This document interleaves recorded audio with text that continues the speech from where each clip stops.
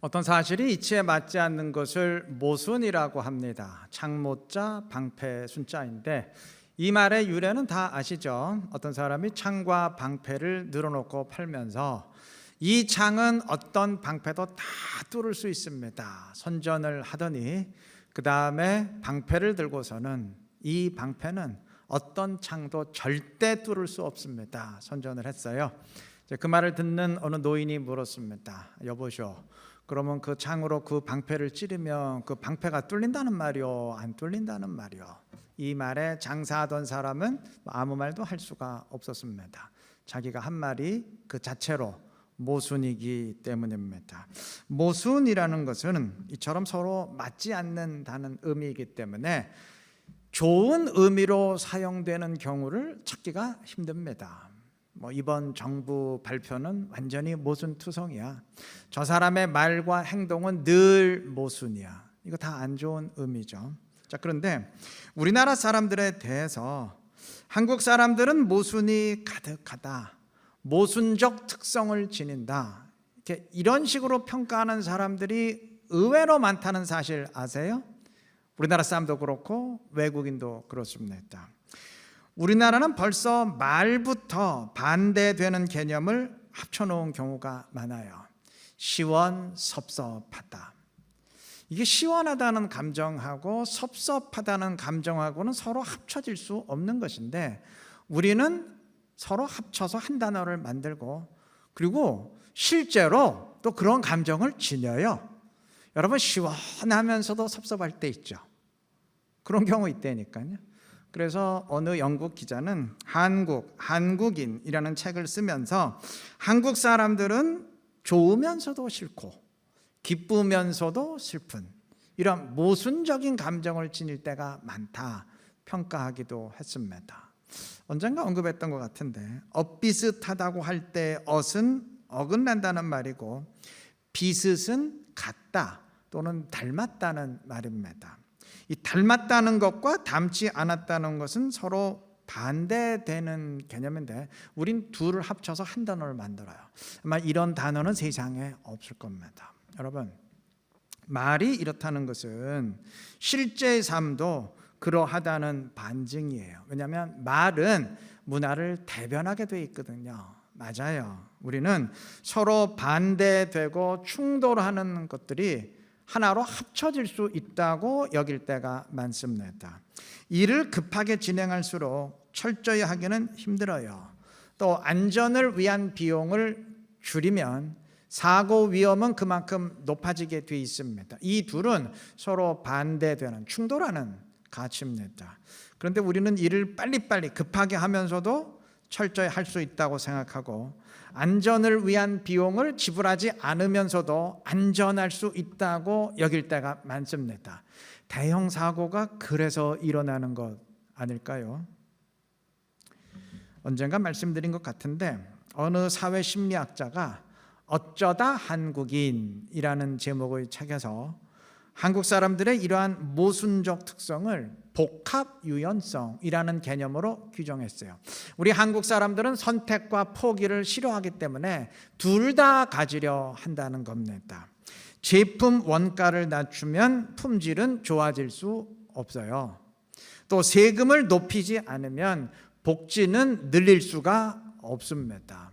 이 둘은 서로 반대돼요. 하나 선택하면 하나 포기해야 됩니다. 그런데도 우리는 하나를 포기해야 된다는 것을 의식하지 못하고 둘을 합치고 다 가지려 할 때가 있습니다. 증세 없는 복지가 가능하다고 큰 소리를 치거나 아이가 온종일 학원에만 있고 전혀 친구와 어울리지 못하는데도 사회성은 전혀 문제가 없을 것이라고 여긴다거나 일에 너무 열중한 나머지 가족과 시간을 보내지 못하는데도 단란한 가정을 이룰 수 있다고 여긴다거나 등등이 전부 그러한 모순적 특성 때문이라는 지적입니다. 저는 우리의 신앙생활에도 이러한 모순적 특성이 있지 않나 싶습니다. 예수 믿는 것과 자신의 이기적 욕망을 추구하는 것은 이건 절대 같이 갈 수 없는 개념이에요. 절대 하나로 합쳐질 수 없어요. 주님의 영광을 위하는 것과 내 영광 구하는 것은 서로 반대되는 일입니다. 성령 충만한 것과 내가 나의 주인이 되는 것 역시 서로 충돌합니다. 어느 한쪽 택하면 다른 하나는 포기해야 됩니다. 성령을 내 안에 모시려면 내가 죽어야 돼요. 내가 시퍼렇게 살아있으면서 성령을 내 안에 모시면 안 되는 일. 둘은 같이 갈 수 없어요. 반대로 내가 나의 주인이 되겠다고 한다면 그건 일찌감치 성령은 포기해야 됩니다. 그런데 우리는 왜 하나를 포기해? 난 둘 다 가질 거야 하면서 둘을 합치려 할 때가 있어요. 그래서 성령을 모시되 내가 내 삶의 주인이 되려고 하고 예수를 믿으면서도 나의 이기적 욕망 그대로 추구하려고 하고 말씀을 따르려고 하면서도 세상의 사고방식도 그대로 취하려 할 때가 있어요. 모순이죠. 이건 같이 갈 수 없는 것을 같이 갈 수 있다고 믿는 모순입니다. 오늘 본문은 사도 바울이 빌립보 교회에 보낸 편지의 일부인데 예수 믿기 전에 바울은 누구보다도 율법에 열심을 지녔던 사람입니다. 5절과 6절의 증언처럼 그는 당시 율법으로 바리새인이었고 율법의 의로는 흠이 없었던 사람입니다. 유대인에게 이러한 것들은 정말 어마어마한 자랑거리입니다. 하지만 8절의 내용처럼 그는 이 모든 자랑거리들을 배설물처럼 여기며 버렸어요. 그러한 것들을 계속 붙드는 것은 신앙의 길을 가로막기 때문입니다. 주님을 붙드는 것과 그러한 것들을 붙드는 것은 절대 같이 갈 수 없는 모순이었기 때문입니다. 물론 바울이 여기서 버렸다고 말하는 율법은 오늘날 신약 시대까지 이어지는 하나님의 말씀이 아니고 구약 시대까지만 유효한 유대인만의 독특한 율법을 말하는데 그러한 율법과 복음은 절대 같이 갈 수 없어요. 절대 합쳐질 수가 없어요. 이건 상식적으로 생각해도 그렇습니다. 여러분, 율법은 오직 유대인만이 하나님의 백성이라고 규정해요. 반면 복음은 모든 믿는 자들이 다 하나님의 백성이고 유대인이건 이방인이건 이제 아무런 구분 없다 선포합니다. 이 둘이 어떻게 같이 갑니까? 여러분 상식적으로 같이 갈 수 있다고 생각하십니까? 안 되죠.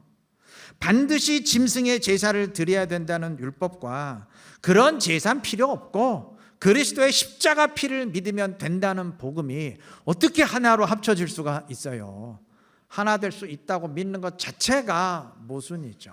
그런데도 이 둘은 하나 될 수 있고 반드시 하나 되어야 한다고 주장하던 자들이 있었어요. 예수를 믿되 율법도 붙들어야 구원받을 수 있다고 주장하면서 갈라디아 교회를 아주 발칵 뒤집어 놓았던 자들이 대표적입니다. 그러한 자들이 빌립보 교회에도 있었습니다. 본문 2절에서 몸을 상해하는 일을 삼가라 명할 때 율법의 할례를 주장하는 자들에게 속아서 할례 받는다고 몸을 베어내는 일 하지 말라 하는 의미예요. 또 3절에서 육체를 신뢰하지 않는 우리가 곧 할례 받아 말할 때 유대인의 혈통 내세우면서 육체를 자랑하는 자들에게 속아서 같이 그들처럼 유대인 되겠다고 율법 붙들지 말라 하는 경고입니다. 바울은 유대인이었지만 유대인의 율법을 과감히 포기했고 그럼으로써 그리스도께만 집중하고 사명 감당할 수 있었습니다. 우리도 그러해야 됩니다. 물론 우리가 바울처럼 율법을 버려야 할 일은 없죠.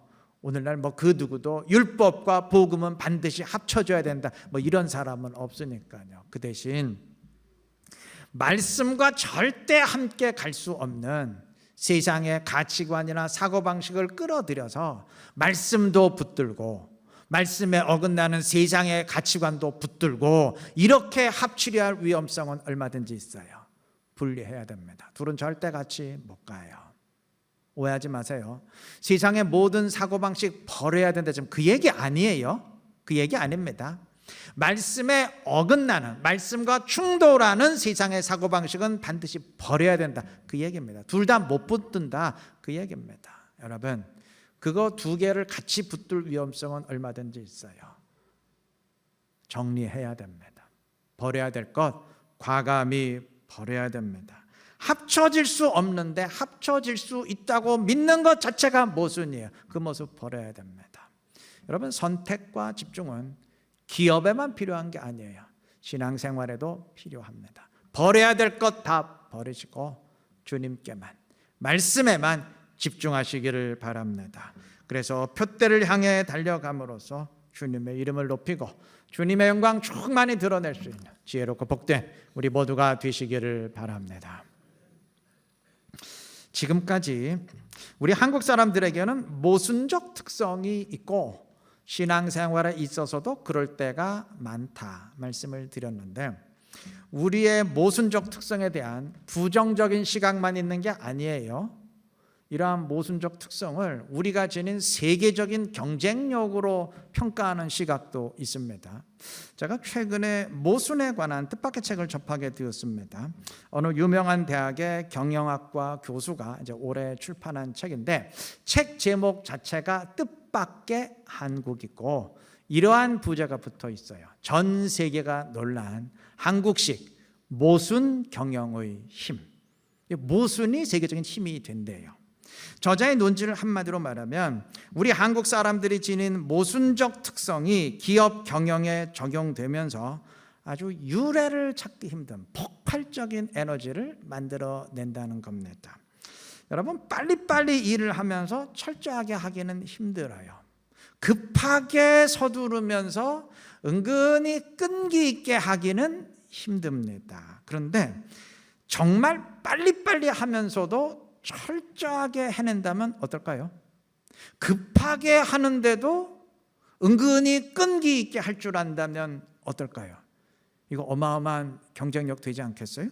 저자는 한국 사람들이 바로 그러하다고 진단하면서 굉장히 많은 데이터들을 제시합니다.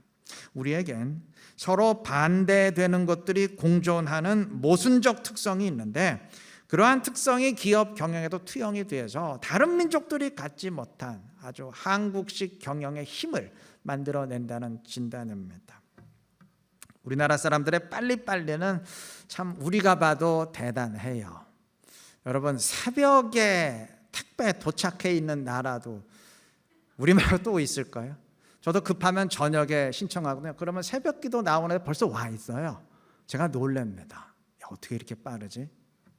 예전에 미국에 이민 갔던 한인 중에는 세탁소 운영에서 크게 성공한 분들이 많았는데, 그때 많은 미국 사람들은 한국 세탁소에 당일 배송해. 그날 맡겼는데 그날 와요. 세탁구 당일 배송에 놀라다 못해 경악을 금치 못했다고 합니다. 하여간 빨라요. 이러한 빨리빨리는 참 자타가 공인하는 한국인의 강점인데, 빨리빨리 하는 것과 은근히 끈기 있게 하는 것은 그 서로 대척점에 서 있어서 조화되기 힘들어요. 그래서 우리도 우리에게 빨리빨리의 특성은 있는데 좀 은근한 끈기는 부족하다, 그렇게 평가하죠. 그런데 저자는 절대 그렇지 않다고 강조합니다. 예를 들어서 조선이나 반도체 등은 이거는 장기적인 투자와 끈기 있는 추구가 없는 한 절대 올라설 수 없는 분야인데, 이 분야 우리가 지금 세계 정상입니다. 그러니까 얼핏 보기엔 빨리빨리만 있는 것 같지만 그 이면엔 은근한 끈기가 숨어 있는 경우가 많습니다. 빨리빨리의 대명사 격이었던 예전에 현대 정주영 회장의 그 일명 불도저 경영도 삼자가 보기엔 그저 빨리빨리만 강조한 것 같지만 그 밑바탕엔 치밀하면서도 아주 끈기 있는 추구가 자리 잡혀 있었다고 합니다. 이처럼 우리에겐 서로 충돌하는 것을 어우르는 모순적 특성이 있어서 성과를 내야 될 땐 빨리빨리 서두르면서도 진득한 노력을 필요로 할 땐 끈기 있게 묵묵히 나아갈 줄 안다는 거예요. 이 굉장한 강점 아니겠어요? 하나만 더 예를 들죠. 우리나라 사람들은 참 집단 의식이 강해요. 오늘 목사님이 왜 이렇게 쓸데없는 얘기 많이 하나 그러실 분 있을 것 같은데, 이거 좀 꼭 필요하게, 나중에 알 거예요. 꼭 필요하기 때문에 하는 얘기입니다.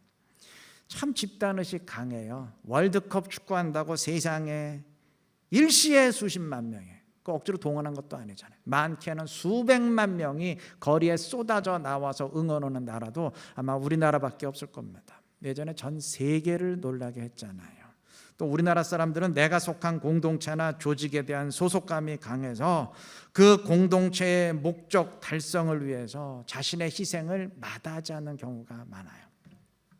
이런 성향 지닌 사람들은 조직의 방향이 정해지면 하나가 된 듯 일사불란하게 움직여서 계획을 실행해냅니다. 일본 사람들이 특히 이러한 집단주의적 성향이 강해서 기업 경영에도 투영된다고 하는데, 일본식 경영은 기존의 것을 끊임없이 개선하면서 완벽을 추구하는 데는 어마어마한 강점이 있지만, 새로운 것을 찾아내는 창의성을 꽃피우는 데는 약점이 있을 수밖에 없어요.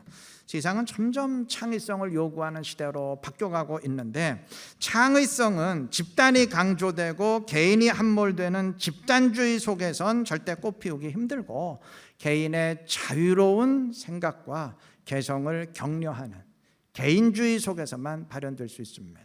그런데 우리나라 사람들은 물론 집단의식이 강하지만 그러면서도 집단 속에 함몰되지 않고 그 속에서 나를 찾고 나를 드러내려는 개인주의적 특성을 지닙니다. 하나만 예드릴게요. 일본의 버스 기사들은 버스 정류장 이외의 장소에서 차를 세우는 일이 절대 없다고 합니다. 왜냐하면 그건 정해진 규칙이고 개인은 반드시 그 규칙을 따라야 한다고 믿기 때문입니다. 우리나라는 어떤가요? 조금 다르죠? 제 경험에 의하면 우리나라 기사님들은 정류장 외의 장소에서도 그냥 세우는 경우가 왕왕 있어요. 버스를 타려고 뛰어오는 승객들을 위해서, 또는 미처 내리지 못한 승객을 내려주기 위해서 그냥 자기 판단으로 세울 때가 있습니다. 규칙을 따르면서도 자신의 자율성을 발휘하기를 원하는 겁니다. 이런 경우는 굉장히 많아요. 즉 한국의 집단주의는 집단주의면서도 개인주의가 발현되는 역동적 집단주의. 이 집단주의와 개인주의가 서로 껴안고 있어요. 즉 집단주의의 강점과 개인주의의 강점을 동시에 지닐 수 있다는 말입니다. 이거 어마어마한 역량 아니겠어요? 자, 이 정도만 얘기하면 될 것 같아요. 저는 이 책을 읽으면서 아하, 우리 한국 사람들에게 이러한 면이 있었구나, 이거 모순적 특성을 안 좋게만 볼 거는 아니구나 확인을 했는데, 사실 따지고 보면 우리 그리스도인들의 온전한 신앙생활을 위해서 반드시 필요한 것이 바로 이러한 모순적 특성입니다. 바울은 고린도전서 15장 10절에서 말합니다. 내가 모든 사도보다 더 수고하였으나 내가 한 것이 아니요 오직 하나님의 은혜로다. 이 말은 인간의 상식으로는 모순입니다. 내가 모든 사도보다 더 수고할 정도로 제일 열심히 일했다. 그런데 다 하나님이 한 거고 나는 아무것도 한 것이 없다. 그러면 했다는 말이에요, 안 했다는 말이에요? 내가 제일 열심히 했다.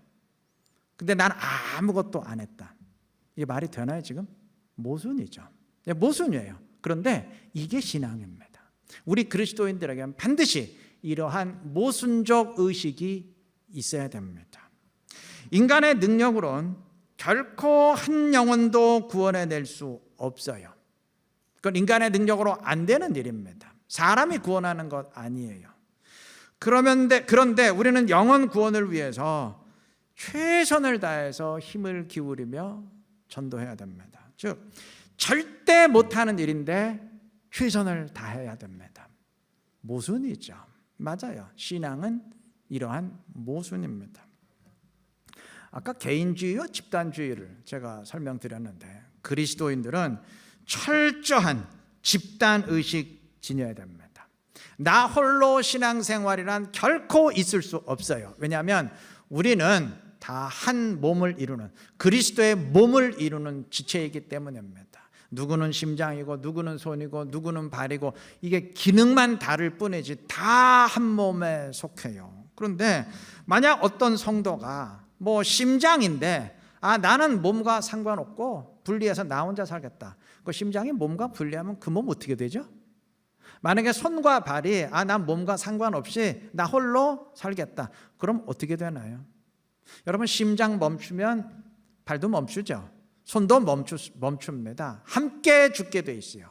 그리스도인들은 반드시 집단의식, 공동체 의식을 지니고 다른 지체들과 연관되어야 됩니다. 나 홀로 분리되면 안 돼요. 그런데 그러면서도 그리스도인의 신앙생활은 반드시 개인주의적이어야 됩니다. 그리스도인들은 집단의식을 지니고 공동체에 속해야 되지만 그러면서도 반드시 하나님을 1대1로 개인적으로 만나야 됩니다. 그저 많은 사람들이 모여있는 예배에 나도 앉아있는 식이어서는 안 됩니다. 내가 속한 교회가 기도하는 교회다, 뭐 성령 충만한 교회다, 그런 식이 되어선 절대 안 됩니다. 나 한 사람이 분리돼야 돼요. 우리 교회가 기도하는 교회냐 성령이 함께하는 교회냐 하는 것은 나에 대한 하나님의 평가와 아무런 상관이 없어요. 오직 교회가 어떠하냐 상관없이, 내 주변의 사람들이 어떠하냐 상관없이, 내가 속한 셀, 내가 속한 공동체가 어떠하냐 그것과 아무 상관없이 내가 어떠하냐, 나 자신 한 사람이 어떠하냐, 그것만이 하나님의 평가 기준입니다. 나중에 우리가 주 앞에 설 때 딱 그거 하나만 갖고 평가받을 것입니다. 때문에 그리스도인들은 철저히 집단적이면서도 동시에 철저히 개인적이어야 됩니다. 우리의 신앙은 그러한 모순적 특성을 기반으로 합니다. 바울은 로마서 1장 5절에서 자신의 사역을 모든 이방인을 믿어 순종케 하는 것으로 정의합니다. 그는 모든 이방을 사역 대상으로 삼았기 때문에 계속 이 나라 저 나라 그 다음에 또 다른 나라 옮겨 다니는 굉장히 큰 규모의 사역을 했습니다. 그런데 그러면서도 그는 단순히 사람이 예수를 믿게 된 것에 만족하지 아니하고 그들이 믿어 순종케 되는 데까지 이끌려 했기 때문에 세심하고 철저한 사역을 할 수밖에 없었어요. 빌립보서를 비롯한 편지들을 부지런히 성도들에게 써 보내면서 신앙을 지도한 이유가 그 때문입니다. 여러분, 빌립보 교회에 보낸 편지가 이거 하나만이 아니에요. 수많은 편지들 가운데, 굉장히 많은 편지들 가운데 이거 하나만 성경이 되었을 뿐입니다. 만약 바울이 단지 사람들이 예수 믿게 된 것에 만족했다면 이미 믿는 성도들에게 이렇게 많은 편지를 계속 써 보내야 될 하등의 이유가 없었을 겁니다. 뒤집어 말하면 그가 이렇게 계속 편지 보낸 이유는 한 영혼 한 영혼을 올바로 세우려 했기 때문입니다. 그래서 바울의 사역을 보면은 항상 상반되는, 이 모순되는 두 가지 경향이 동시에 나타납니다. 일단 큰 규모, 모든 이방을 사역 대상으로 삼았기 때문에 계속 이 나라, 그 다음에 그 다음 나라, 그 다음에 그 다음 나라 계속 앞으로 전진하려는 경향이 그에게서 나타나요. 또 반대로 한 영혼 한 영혼을 철저히 세우려 했기 때문에 그는 계속 자신이 사역했던 교회로 되돌아가서 그들을 보살펴 주려는, 그래서 가고 싶어하는 그런 경향이 계속 나타나요. 바울 서신 읽어보면 계속 그 교회 가고 싶어 해요. 가서 도와줘야 되니까. 이렇게 모순되는 경향이 나타납니다. 그게 모순적 특성이에요. 엄청나게 큰 규모의 일을 하면서도 철저하고 세심하게 하기는 힘들어요. 하나는 포기해야 됩니다. 그런데 바울은 큰 규모의 일을 하면서도 세심하고 철저하게 했어요. 그에게는 전 세계를 가슴으로 품는, 모든 이방을 가슴으로 품으면서도 동시에 한 영혼 한 영혼에게 집중하는 모순적 특성이 있었기 때문입니다. 이것이 그의 사역의 특징입니다. 우리도 그러해야 됩니다.